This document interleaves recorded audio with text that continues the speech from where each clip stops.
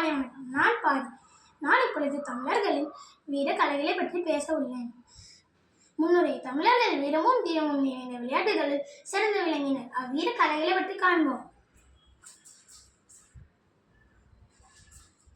வில்வித்தை. வித்தை என்பது வீரப்படை வகையில் நிகழ்த்தப்படும் ஒரு செயல். அவற்றுள் வில்வித்தையும் ஒன்று. பண்டை தமிழர்கள் விரும்பி கற்றுக்கொண்ட விளையாட்டாக வில்வித்தை விளங்கியது. வல்வில்லோரி. கடியேழு வள்ளல்களில் ஒருவரான வல்வில்லோரி இவ்விளையாட்டில் சிறந்து விளங்கினார் என்பதை தமிழ் இலக்கியங்களில் காணலாம். அவர் காட்டுக்கு வேட்டையாட சென்ற போது ஒரு பெரிய யானை எதிர்பட்டது. அதன் மீது அம்பெய்தினார். அந்த அம்பானது அப்பெரிய யானையின் தலையில் பாய்ந்து அது குறுக்கிட்ட ஒரு பெரிய புலியை கொன்று மேலும் விசை குறையாமல் சென்று ஒரு பன்றியின் மேலும் பாய்ந்ததோடு அல்லாமல் ஒரு புற்றிலே என்ற ஒரு உரும்பின் மீது பாய்ந்து தன் சினம் தீர்த்தது என்று புறநானூறு பாடல் வழி அறிகிறோம். படைத்திறமும் கொடைத்திறமும் கொண்ட வல்வில்லோரியை மண்பரணர் பாடி மகிழ்ந்தோம்.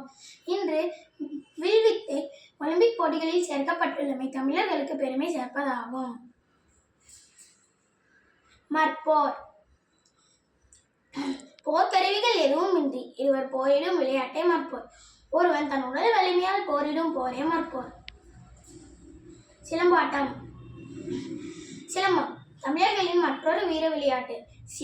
சிலம்பு என்றால் ஒலித்தல் என்பது பொருள். அதை அடிப்படையாக கொண்டே சிலம்பாட்டம் என பெயரிட்டனர்.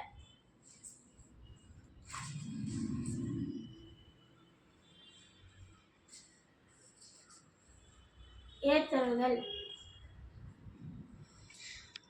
ஏர்தழுவுதல் தமிழர்களின் மற்றொரு வீர விளையாட்டுகளில் ஒன்று. ஏர்தழுவுதல் என்பது காளையை தழுவி அதன் வீரத்தை அடக்குவதாகும். பொங்கல் திருவிழா அன்று இவ்விளையாட்டு நடத்தப்படுகிறது. நன்றி. இந்த வீடியோக்கு மறக்காம சப்ஸ்கிரைப் பண்றாங்க, லைக் பண்றாங்க, ஷேர்